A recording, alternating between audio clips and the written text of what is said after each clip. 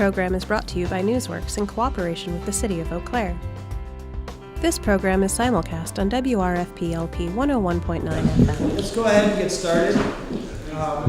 Tonight is the presentation, kind of an introductory presentation, an overview of the capital improvement plan, the 5-year capital improvement plan. It is based upon parameters that and some guidance that you provided going into the process. We received then requests from all our operating departments, and Jay and I have reviewed those and put them together in a proposed CIP. And again, Jay will go over it kind of at a high level introduction for you, and then we'll have our first work session next week where we'll take a deeper dive into it and get into it a little bit more. So with that, I'll turn it over to Jay. Tell us what we got here. Yeah, well, as Dale said, this is really intended to be a higher level presentation of the CIP. I know you all received electronic versions last week, and paper versions are at your seats today, so we don't really expect to go through specific projects by project.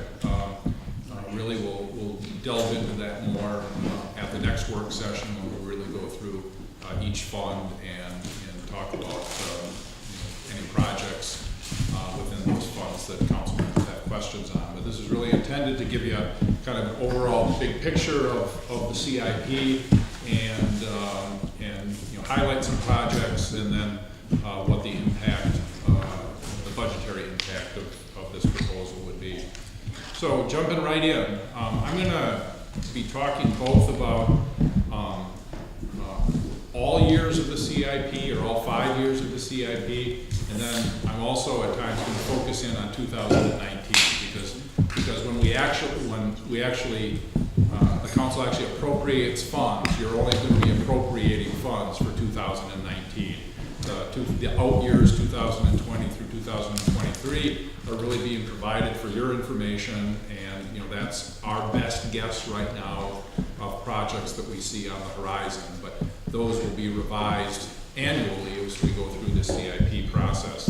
I have a question. Sorry, so early. So when we approve a 5-year CIP, we're going to be actively using that CIP the next year. But the next 4 years, are they continuously amended, or do they stay pretty consistent year to year as we create new 5-year CIPs? I would say they're consistently amended. There are almost always projects that come up that, for example, when we go through this process a year from now, it's entirely likely that there will be projects that come up for 2020 that weren't anticipated when we put this together. Similarly, sometimes there are projects that were anticipated that slide back because, for one reason or another.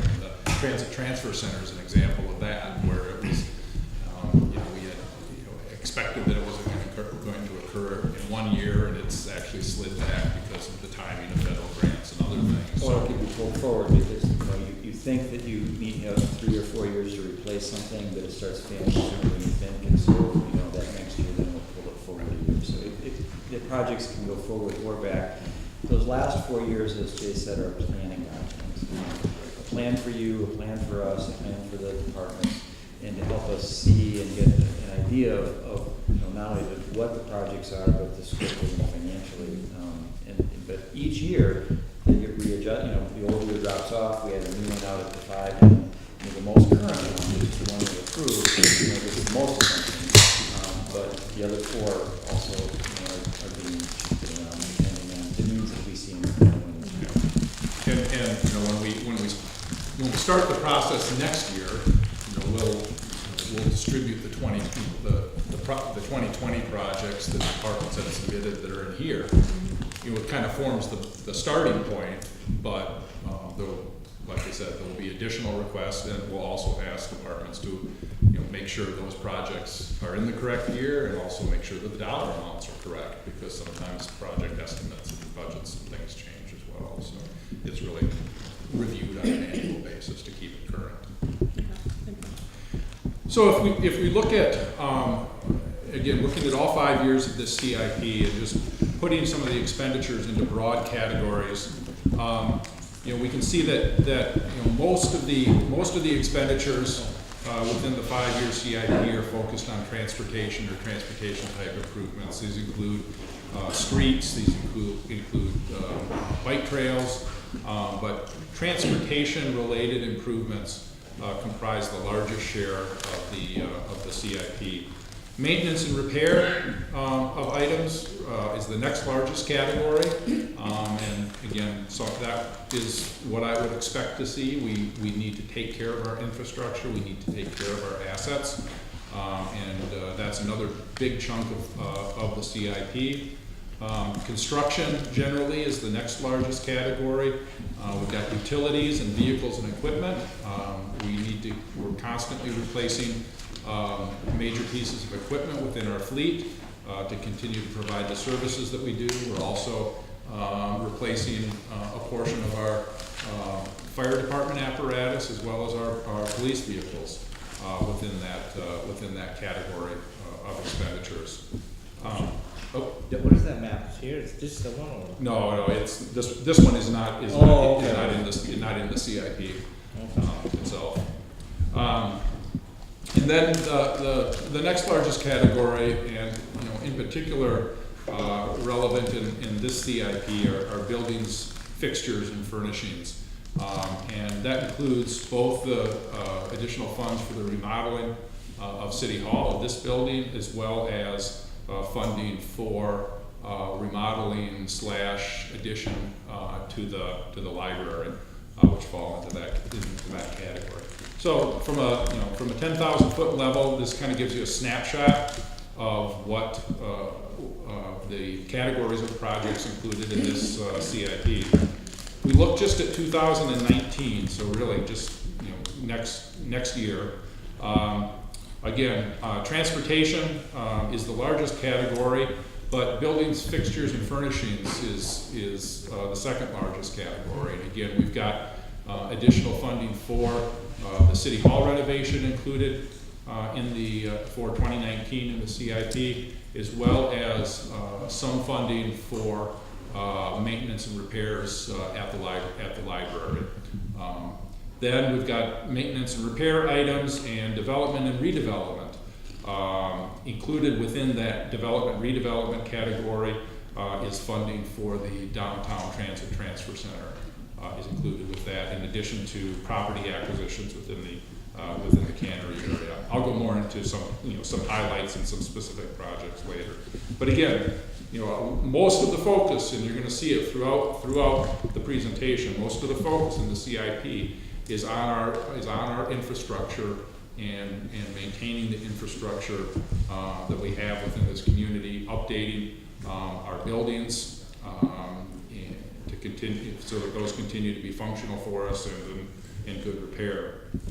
If we look at sources of funds and where's the money coming from to pay for all of this, again, if we look at this, is looking at all 5 years of the CIP. Approximately 54% of the funding for all of these projects is going to be coming from the issuance of debt. About 30% of that is going to be debt that's tax supported or repaid through the property tax levy. Another 24% is going to be what we call self-supported debt. That's debt that's being paid by sources other than the property tax levy. For example, from the water utility or from a TIF district. Those are self-supported debt because we don't rely upon the property tax revenues to repay to pay the debt service. Operating income represents about 21%. Operating income is the income generated from our business type activities, such as the water utility, the sewer utility, stormwater utility. Those generate operating income, and that is also used to fund capital projects. About 11% is coming from the general fund balance, and then you can see there are a few other sources that represent significantly smaller pieces of the funding pie for the CIP. If we just look at 2019, so just next year, about 55% of the funds are going to be coming from the issuance of debt, so a little bit more than the 5-year plan, but really, pretty much in line with that. Again, about 34% of that being tax-supported debt, 21% being self-supported, and then operating income is about 17%.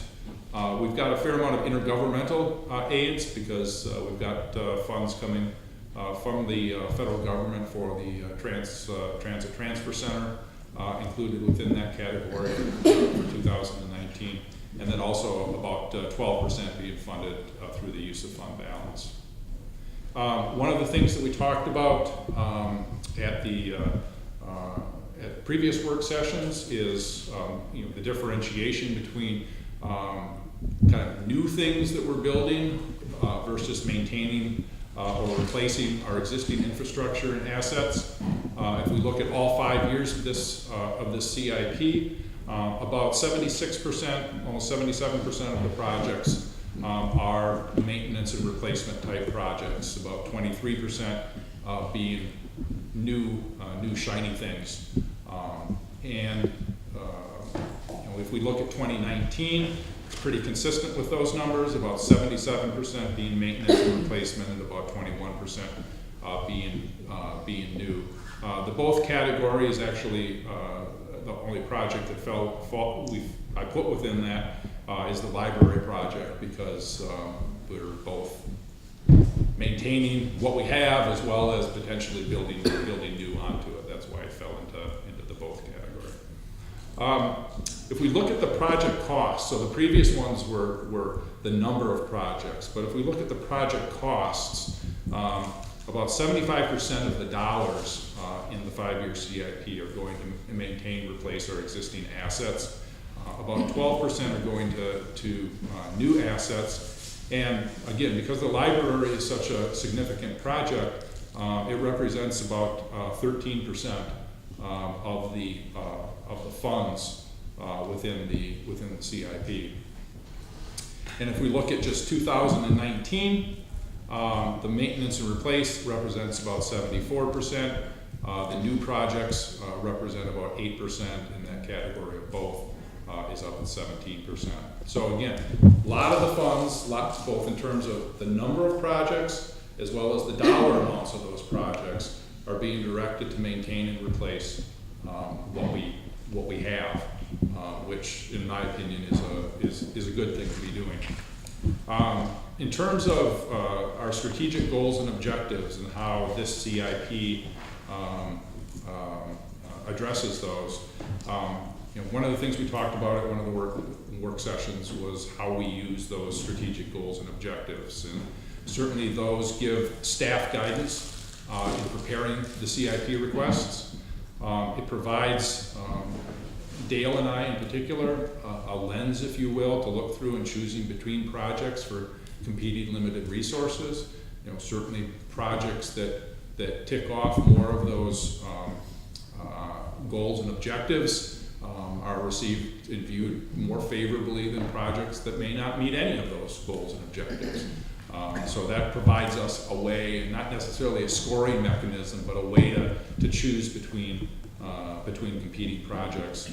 And also, which I'm going to do here, is it provides us an opportunity to report to the City Council on how the CIP is moving those strategic goals and objectives forward for the coming years. So if we take a look at the number of projects, and again, now we're talking again about all 5 years of the CIP.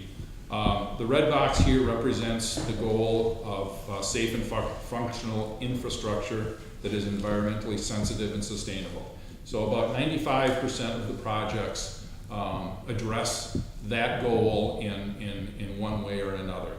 The blue bar represents the diverse creative economic development. About 57% of the projects, again, in one way or another, address that particular goal. The purple box is the safe, healthy, and connected neighborhoods, emphasizing revitalization and redevelopment.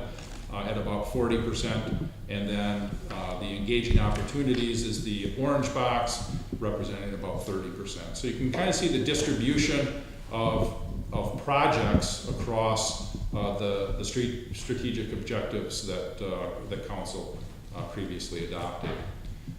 If we look at just 2019, just the projects for next year, a little bit higher representation in the safe and functional infrastructure, little heavier on the diverse creative economic development, but otherwise the pattern is fairly consistent across the strategic objectives.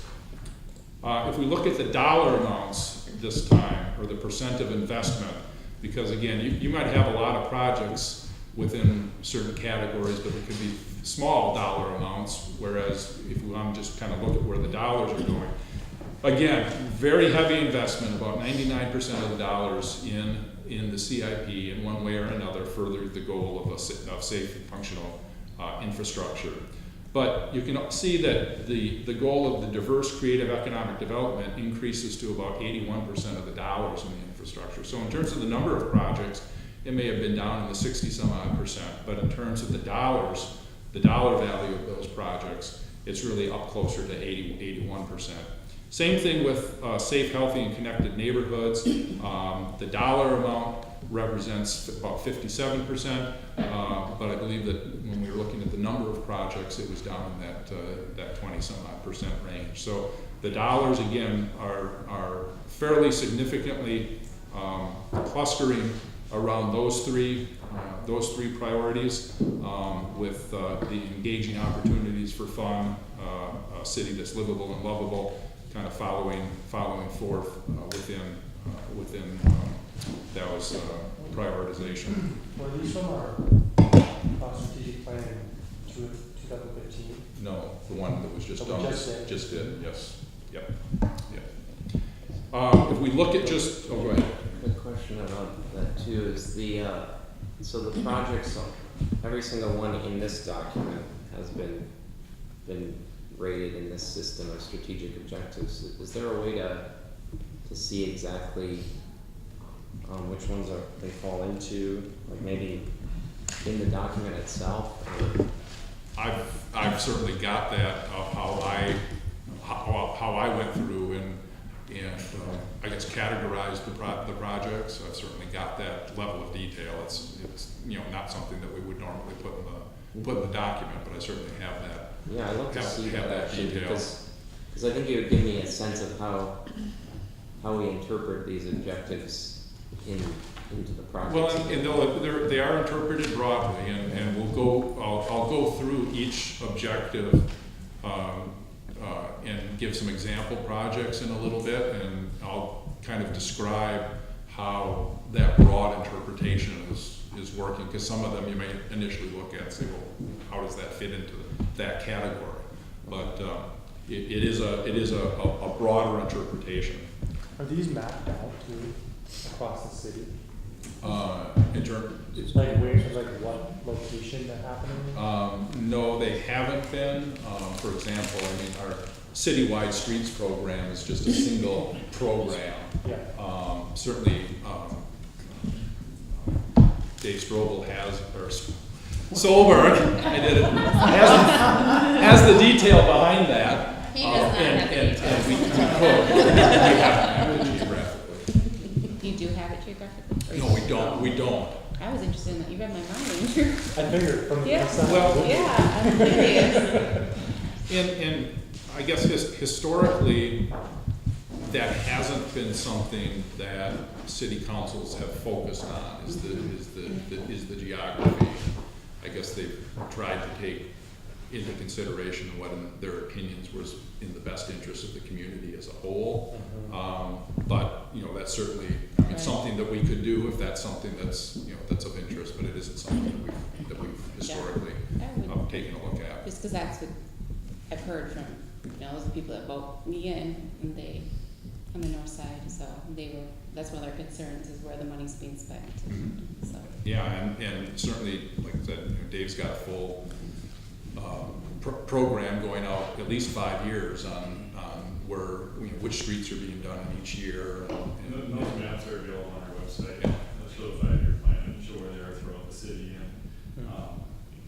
it is fairly uniform distributed, but there are areas of the city like west side where the utilities are a lot older. Right. Have been addressed in the past where there's been robust efforts in the third ward and the 11th Night streets. So some areas are newer than others, but it does show that it's spread out and somewhat geographically spaced as well as needs based also. So you're just talking the roads project though, right? In that example, Okay. I mean, but that would include, when we do the roads, we do water, we do sewer, we do, we address all of those needs, all of those utilities that are underneath that road, we address when we redo the road, so we don't have to come back and, put a new road in 1 year and 5 years, rip it up. Would that one road project be under the category of I guess transportation or the infrastructure, or would it be in a different category? Within that one of those first slides I went through, I would have to go back and look exactly which category. It's within the CIP, it's all in the transportation fund, and it shows up as citywide streets, but that doesn't include the utility portion. The utility portions are, the water piece is going to be within the water, and sewer is going to be within sewer. So it's spread out between the different funds because that's organized by fund source. And we have a waterways and parks plan where you can see mapped out each part, what's getting the what too. So if we look at 2019 just specifically again, the two largest categories are diverse creative economic development as well as safe and functional infrastructure, and followed up by the safe, healthy, and connected neighborhoods. So those are, again, the projects within the CIP are largely addressing those particular strategic objectives, with others being addressed as well. Can I ask a question? Yep. What would be an example of the diverse, so I wasn't part of the meeting before I was elected, the diverse economic development, what would be an example Well, of that? we'll get to that in okay, just sorry. one. Just hold one. my horses. Yeah, okay. just one more slide. One more slide. Be there in 2 minutes. Sorry. No, all good. All good. So I also wanted to take a look at, as you saw in those preceding slides, those numbers don't add up to 100%. So obviously, projects are meeting more than one of those strategic objectives, which is a good thing. So this just kind of looks at the number of projects and how many of the strategic objectives were being met by those projects. So, one project didn't meet any of the strategic objectives. We had 28 projects that met one of the 5, 46 projects that met 2, 63 that met 3, 18 that met 4, and 1 that met all 5 of the strategic objectives. So again, there distribution, but certainly we like to see projects that are going to meet more than one of those objectives because it furthers more than one council priority. So just again, giving a high-level view and highlighting some specific projects within the CIP, and not going through every single one, but the first strategic goal and objective is to foster diverse creative economic development. Some of the projects in here that advance that strategic goal and objective, one is the Transit Transfer Center. Certainly we hope that's going to stimulate downtown development and redevelopment, economic development efforts within the downtown area and along Farwell Street in particular.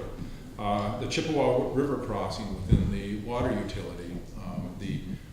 There's one crossing on the north side of town that provides water to the northwest corner of the community, and that is an older line, and that is the water source to that part of our community. Having a reliable water source is and can be and is a key component of economic development within the community. You need to be able to provide adequate water pressure for fire sprinkler systems, and there are a number of companies, not necessarily here in Eau Claire at the moment, but could be here, that are heavy users of water, such as canning operations and other type of development. So having a reliable source of water certainly furthers economic development within a community.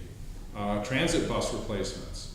Okay, again, why transit bus replacements? Well, you know, as we all know, there are folks in our community that depend upon public transportation to get to and from work. It can also be, public transportation can also be a way to attract employers to the community.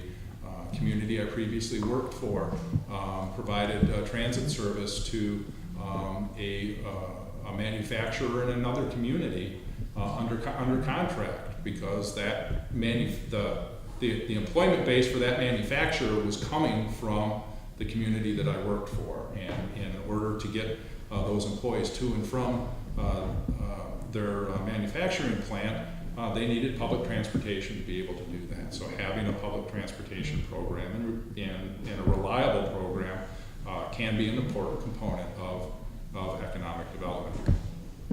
And lastly, the Akrovic rink floor replacement. Again, why a floor replacement at a hockey rink in terms of creative economic development? Well, as we've talked about many times, quality of life can be a major factor in location decisions for companies. And we've got many things within Eau Claire that are very attractive from a quality of life standpoint. One of those things is our ice arena. And that can be, it's something that brings people into our community from a visitor standpoint, contributes to our local economy. Those folks go out to eat in Eau Claire when they're here. They spend nights in hotels in Eau Claire when they're here. And having an ice rink where we can have an ice sheet that is conducive to playing hockey or figure skating or other things can be an important driver of economic development within the community. So, getting back to your question, Emily, you know, I guess that's the kind of thinking about projects and how they contribute to these different goals and objectives. It's not, you know, just looking at the project and saying, okay, we put money in here for incentives for businesses, and that's economic development. But it's really taking more of a holistic approach to the projects or to a project, and how it might address these different goals and objectives That makes sense. that the council has established. Yeah. When the requests are coming in from staff, are they also self-identifying? Let's say, we'll just pick on the transit transfer center. Is the person who's submitting that saying, yes, I think this fits into this category, and I think this fits into that category? Or is that your decision of what you think it fits under? Yeah, good question. Because of the timing of when we were preparing this CIP and when the strategic objectives were approved by the city council, we did not have time to have departments, I guess, self-submit, if you will. So for this CIP, I went through and took a look at each project and made the determination of which of the strategic objectives I felt that it addressed. However, we're in the process now of starting the operating budget, and we have revised those forms so that division and department heads, when they submit their budget requests, will be self-identifying which categories they feel that the projects meet, and then we'll continue that forward next year when we update the CIP. But for this one, I went through and made those, did that evaluation. Thank you. And projects that you determined didn't fit into any of the categories? I know there was one, but are there projects that you decided not to put into the CIP because they didn't fit into the I can't say that there wasn't anything that we pulled from the CIP because it didn't fit into any into any category. So to ask that a different way, and I don't know if this is what you're getting at, are there any requests that came forward for the CIP that did not get incorporated into what we see today? Yes. Okay. But And, based on Not based upon these goals and objectives. okay, for different reasons. For different reasons, yeah. I see. And will we be given a listing of the things that didn't make the cut? I mean, we can certainly provide that, yeah. Yeah. I mean, it's a pretty short list. I imagine some of them that would just end up being not in 2019, but rather future years. Sometimes they got pushed out to future years, sometimes, sometimes it may have gotten slid back a year, which meant something fell out the other end. In some cases, there were, I know that there were a couple of items that fell into the category of plans that we didn't feel were appropriate in the CIP, that were more appropriate to be in the operating budget. So, I mean, there could be a variety of reasons that things didn't make it, but there were actually very few items that were requested but didn't make it into what's in front of you. Part of that's because you keep a running 5-year plan, right? Yeah, exactly. It's not a surprise to anybody.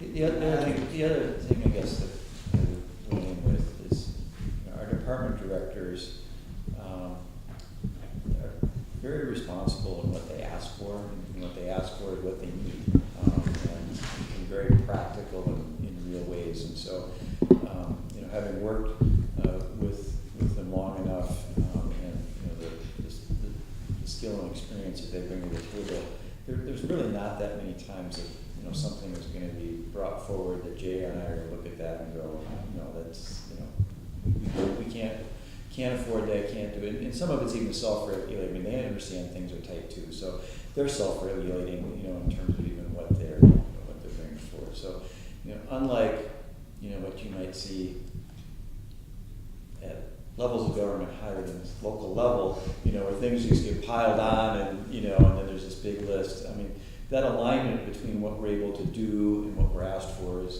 pretty close because of the communication we have going into the process. So if we look at another council goal and objective, to provide safe and functional infrastructure that's environmentally sensitive and sustainable, big, as we talked about, there are big dollars within this category. Not probably too many surprises. We've got the citywide streets and sidewalks totaling about $34 million throughout this. Throughout Dave's back there smirking. Throughout this CIP, but we've got a lot of infrastructure out there. We have to maintain it, and y'all just had a discussion about infrastructure and maintaining that infrastructure. So that's where a bulk of our money's going within the CIP. We've got citywide water mains at about $12 million, water basin modifications, which is an enhancement to the water treatment facility, which not only is it about providing safe and functional infrastructure, which is highlighted this particular item, this would result in significant reduction in the amount of water that the water utility itself uses to backflush its filters. So I'm sure that Jeff can probably talk more about this at the next work session if folks want more detail. But this allows better settling of some of the items before they get to our filters, and so we don't have to backflush as often. So there's actually it really is environmentally sensitive and sustainable in terms of the amount of water that the utility has to use for that purpose and then basically discard. We've got, sorry about that, citywide stormwater improvements at about $9 million, citywide sewer mains at $8.5 million. And then included within this CIP is a total of $1.7 million for alternative energy projects. We've got $700,000 included over 2 years for solar panels at the wastewater treatment plant. And then we've got another $1 million scheduled over, I believe it's $200,000 a year within the general fund for just alternative energy projects. I mean, that could be solar, it could be any one of a number of different projects that may come forward. So again, but there is $1.7 million to start working towards the environmental goals that the city council has established. So do you feel like in changing our strategic goals, how has the change in the strategic goals changed the process? What do you say? Because we added some really significant things to the strategic goals, I would say, words like sustainable, Right. And diverse. And I guess I want to. There's kind of a cautious part of me that is worried that we just kind of shove projects in and like make them work into those categories rather than having those strategic goals really guide what we're doing. And so how would you say that's really changed since we've changed I those? would say one of the biggest is the one Yeah. that Jay just looked at. So combined with the strategic planning and the, that sustainable word, right, that was put in, with the goals for 2050 that the council adopted, if you put those two things together, there's a direct result of that to $1.7 million in the CIP. Okay. And that is probably the biggest and most direct way that the strategic values that were set, plus in addition to those goals, were heard and incorporated into the thought process of what our priorities would be financially going forward. The other thing is that some of the strategic goals lend themselves more to capital projects than others, and some of the strategic goals lend themselves perhaps more to operating expenses than others. So, I would say just because some of the strategic goals weren't very high, didn't have a lot of projects in them, it may be that that type of goal just really is more dependent upon operating type expenses as opposed to capital type expenses. Yeah. So each one's a little bit different and has some nuances. Some of it, Kate, does do what you said, in the sense that the strategic goals affirmed that safe and functional is a really important priority for us, and to the extent that taking care of our stuff in a safe and functional way is something we've always done. Those kinds of projects, you're absolutely right. We're able to say, hey, this is stuff we have been doing, and guess what? What we've been doing aligns with what we said we wanted to do from a strategic perspective. But there are other strategic goals that came into focus with those conversations. Again, like the sustainable. That's a very real translation. Okay.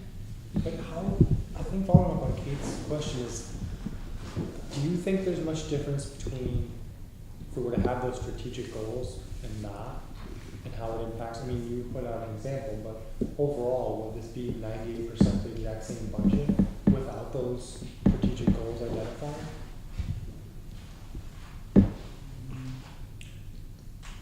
Not that high of a percentage. But I think it's a valid point. But so let's say providing safe and functional infrastructure wasn't even a goal. Does that mean we're not going to fix our streets? Probably not. Okay, so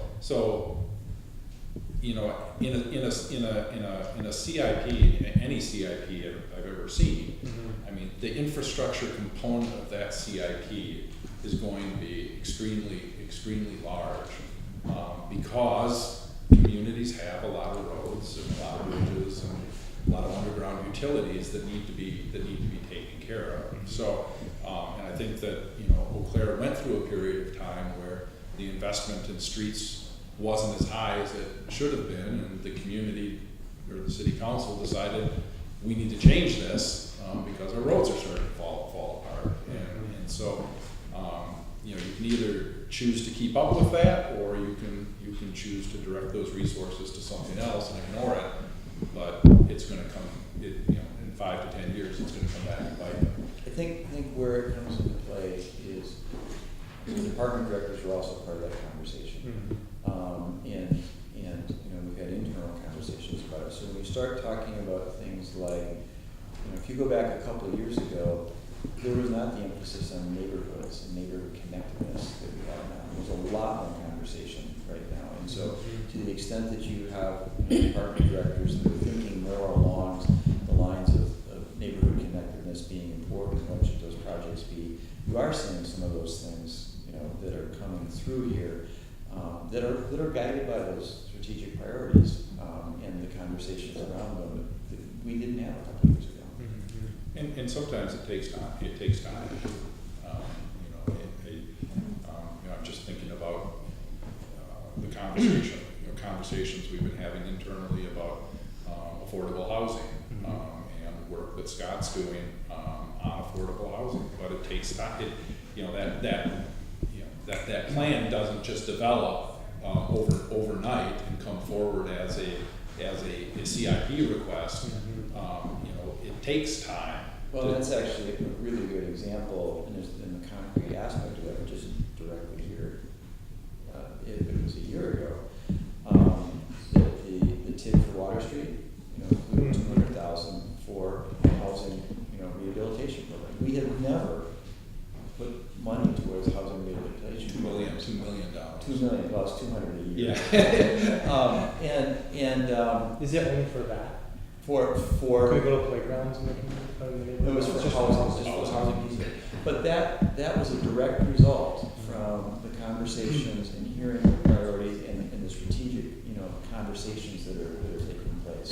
That's just another example of where how those things filter into our conversations and our the decisions. timing of that has changed because of some other issues that are happening. But the idea that we wanted to go forward and put that into a plan, has come out of these other conversations.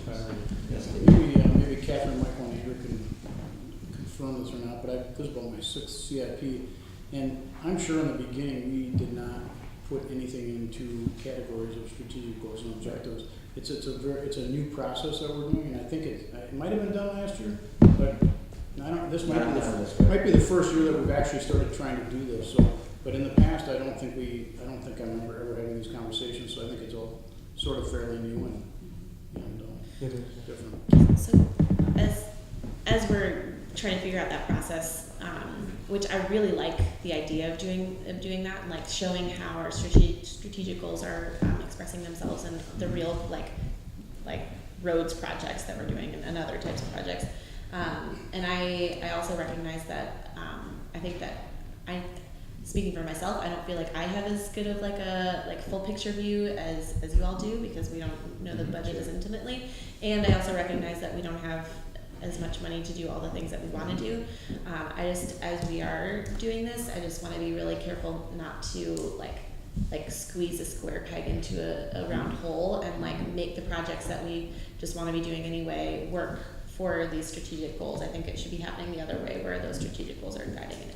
It sounds like that's happening. We understand and agree with that, and again, it is our first year, and we didn't even, again, in the operating budget, as Jay pointed out, the department directors are going to be more actively involved with that than they were here. So, yeah, we're starting down that process. But I understand your point as well. Yeah, so I obviously started after the strategic plan was created, but and I do think the goals are great. And it's kind of an experiment for all of us to see how we can implement them. But one of the things that I'm kind of wondering about is, some of these goals have a lot packed into one bullet point, and so I can see how they could be interpreted broadly, but also not be entirely accurate, I guess.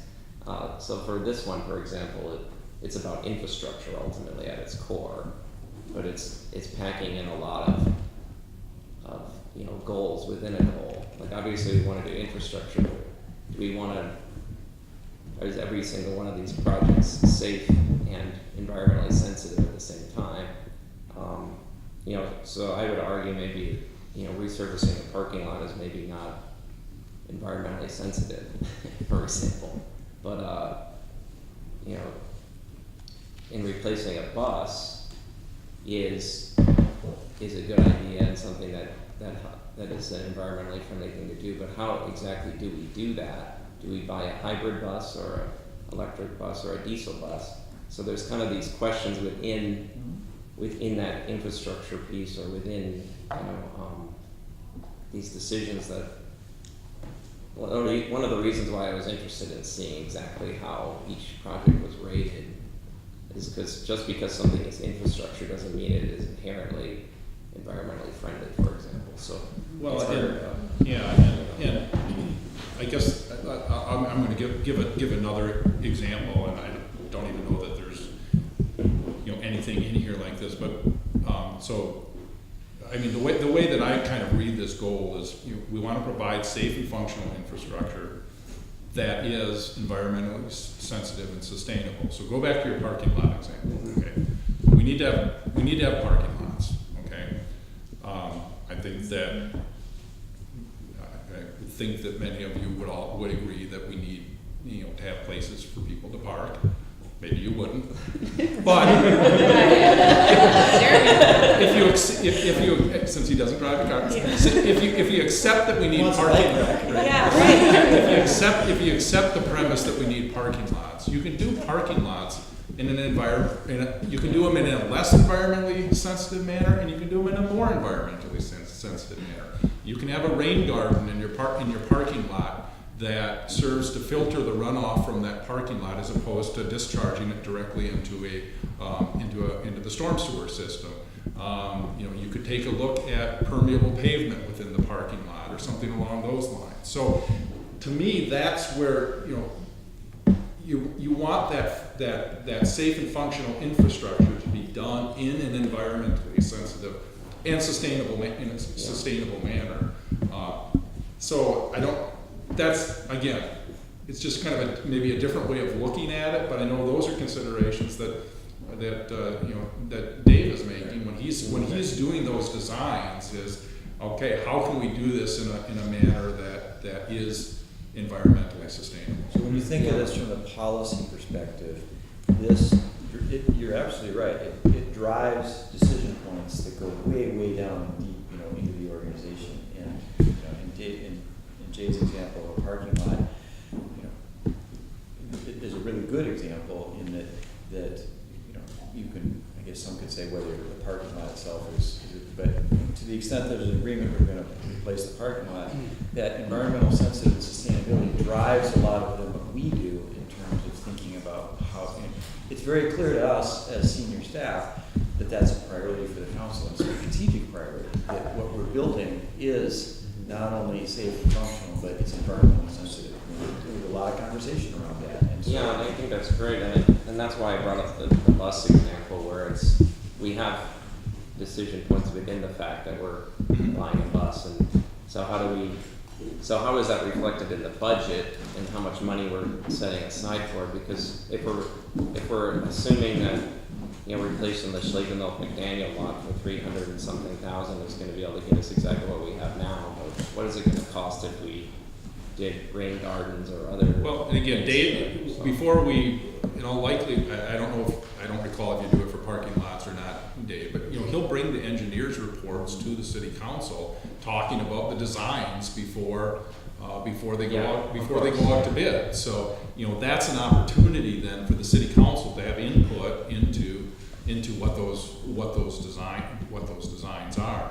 To the extent that again, getting back to the bus example, the amount of money requested by the transit director for those bus replacements will drive, to some extent at least, the type of buses that we're buying, because the hybrid buses are significantly more expensive than the diesel buses. So those dollar amounts will drive some of those, no pun intended, drive some of those decisions along the way. So. Yeah, I guess that's what I'm hoping, is that these numbers are reflective of the cost of fulfilling the full sense of the strategic goal, so that it doesn't come up later that we didn't put enough money in that to build a building that was LEED certified, for example. Well, and along those same lines, if the city, that's certainly a good question for the transit director, is what type of buses did he budget for or plan for, and certainly if you know, that's a diesel bus and you all want to purchase hybrid buses, then you can increase the funding for the bus replacement program. I think what you're gonna find, again, you know, this is still relatively new, right? In the first round with that some of the projects will you know, meet or exceed your expectation of how they were, you know, budgeted or put in there, and some of them won't. So, Can I invite us on a process question to help move us along? So tonight we are having a presentation and introduction, and I'll be the first to say I'm a very inquisitive, and I ask lots of questions. I'm going to invite myself to perhaps make a parking lot for my questions so that we could get through the content for tonight and know that we can unpack it. And the at other the work session. Yeah, at another work session, or if we have time tonight and we all decide, hey, let's stick around and ask for questions. And I'd say another elephant in the room is that we're kind of at an awkward spot as a body, because some folks were a part of strategic plans, some weren't. Doing the budget process for your first time is like a beast, and this is year 6 and it's still a beast. So I think just to give ourselves grace, like, we're probably not gonna get like the dream outcome that we all really want, but I think I would invite us to park our questions, and even I'll actually make a parking lot. We have plenty of paper. And ask that if it's okay with the group that we treat tonight as a presentation and introduction, and then if we have time at the end, we can ask more questions or wait till the next work session. And you know, I'll second that. and or in between, you know, if you have questions between now and the work session, again, happy to get answers or provide more information. The third goal is to optimize the city's organizational potential. This is really talking about, I think previously this was phrased as staffing, but it's much bigger than staffing. It has really to do with staffing, technology, has to do with efficiencies and how we do our work. So within that category, just again, a couple of project highlights. Lots of improvements to the City Hall campus. There's total of $3.6 million for physical improvements to the building, as well as some additional furnishings. Management information systems, that's the infrastructure, the IT backbone that we use to provide services both internally as well as externally. The transit has requested a tablet fare system, so upgrading their fare collection system to a tablet electronic fare collection system will both be more efficient for the drivers, as well as be able to collect better data for us on riders. Public space cameras. Again, these really do provide an efficiency to the police department in terms of being able to solve crimes, or not just crimes, but other activities. This is over 5 years. Right, yeah, these are all 5 years. And then license plate recognition. We had one attempt at license plate recognition a year or so ago that wasn't successful, but we're going to give it another go, not in 2019. I think we pushed this out to 2020, I believe. To give LPR another shot, which again will increase the efficiency which our police department is able to enforce our parking requirements. We don't have our tank, sorry. No, we don't know. Oh. We tried it. It worked really well for the salesperson. It didn't work. Not so much. Didn't work really well once it was installed here. So a fourth strategic objective was to develop and nurture safe, healthy, and connected neighborhoods, emphasizing revitalization and redevelopment. Within this is $3.8 million for the Cannery District Park. I mean, that's going to be, I think, a significant improvement to the whole community, but certainly within that neighborhood in terms of their parks and open space availability. We've got nearly $3.6 million in total in citywide trails over the 5 years of the CIP, various extensions, particularly on the think primarily on the west side. Potentially the one over here. Yeah, and One behind the library. behind the library and around Half Moon Lake. Road lighting, there's $1 million over the 5-year CIP for road lighting, and in fact, I believe it was Councilmember Beaton, I think there was another council member that was having some discussions with the neighborhoods about road lighting and the desire to have additional lighting within their neighborhoods. So again, when you start talking about why is this in healthy and connected neighborhoods, well, that's why, because neighborhoods want that, and they're talking about at the end of alleys having an additional street light. Northwest Community Park and Northside Dog Park. So speaking about the north side of the community, those are two specific projects that are included within this CIP that are addressing needs in the community as a whole for those recreational facilities. Fifth objective is to facilitate an engaged community. This includes residents being engaged with local government, includes opportunities for residents to engage with each other. I'll tell you, this is one of the strategic goals and objectives that's a challenge as far as the CIP goes. It really is more operations, more on the operating side of things. So some of these things you may feel are a little bit of a stretch, and well, maybe they are, but we provide a fiber we have money in the CIP to continue the expansion of our fiber optics conduit. This provides a fiber optics network within the community, and mobile hotspots, and at some point could potentially be expanded into neighborhood hotspots. So this is can this be something, or is this something that perhaps does facilitate an engaged community? Absolutely, if it provides the ability for people to connect to the internet, communicate with each other, and interact with us. City Council Chambers technology, we're looking at an electronic agenda system, as well as enhanced technology within the council chambers that, again, hopefully will facilitate people and residents being able to engage both with each other as well as with. Even a very small example of that is that we're getting temporary cameras for the county courthouse because they film and record. It's not live. Those meetings aren't live. We've come to have the expectation that these meetings are live. So we're adding technology to that room so that those are. It's the same level of connectedness that you've had with the community with the live meetings that you've continued to enjoy. It's a much smaller number than standing here. And last but not least, creating engaging opportunities for fun. How can Eau Claire be a city that is livable and lovable?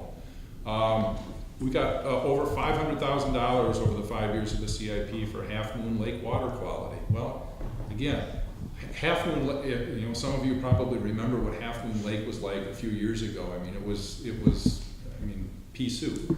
It wasn't a place that you wanted to swim or boat. Well, this year, especially early in the year, when we had hot weather, people were down at Half Moon Beach swimming and playing in the water. We've got boating in the water.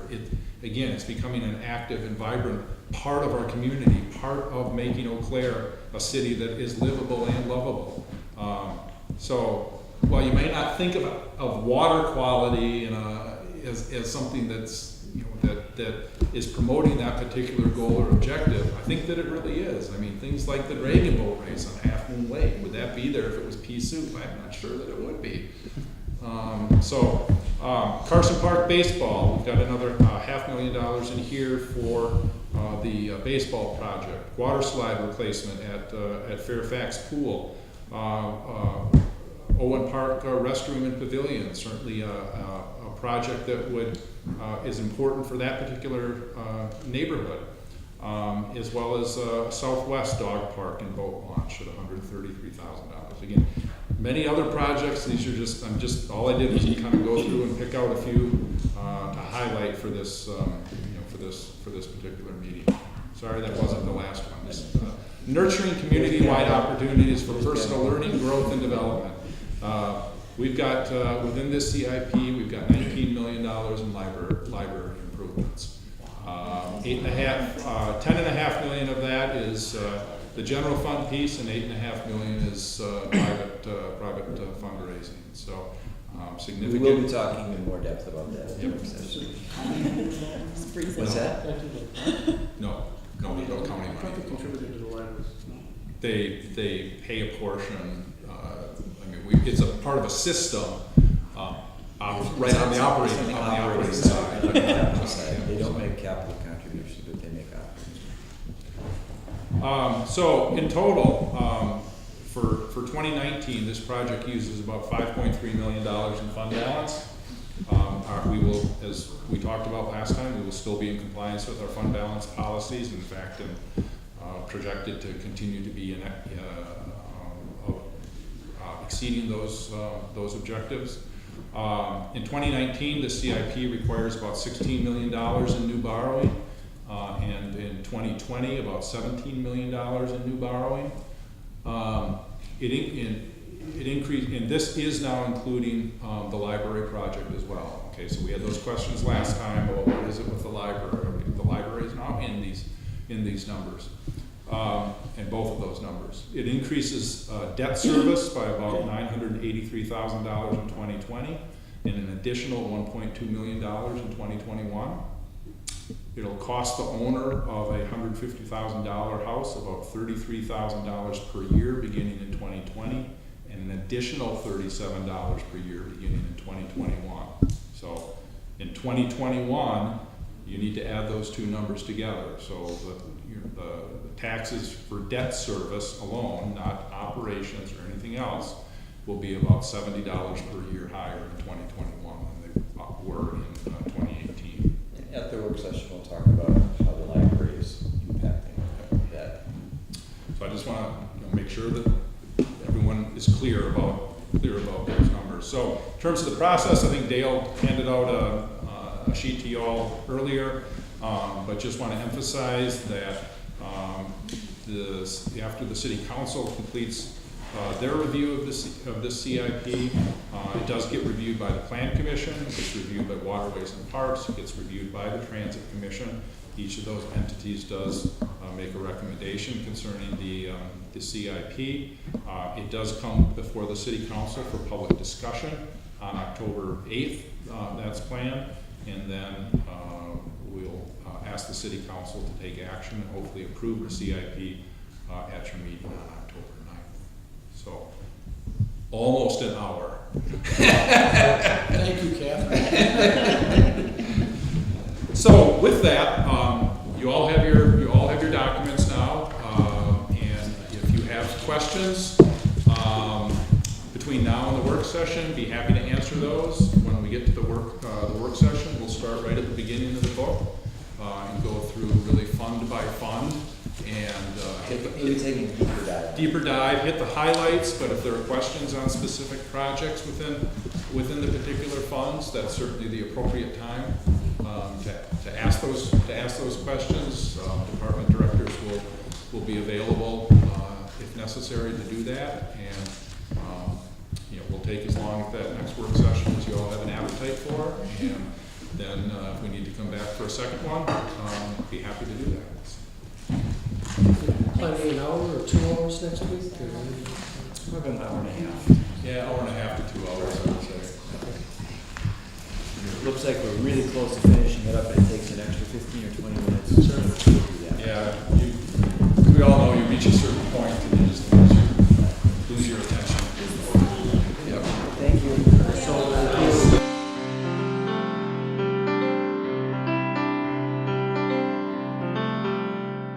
This program was brought to you by a cooperation between Newsworks and the City of Eau Claire. A transcript of this meeting is available for the hearing impaired. It will be available within 7 days of this telecast. Call 715-839-4912 or TDD 715-839-1689. Or write Eau Claire City Clerk, P.O. Box 5148, Eau Claire, Wisconsin 54702-5148. Newsworks is made possible by continuing community support.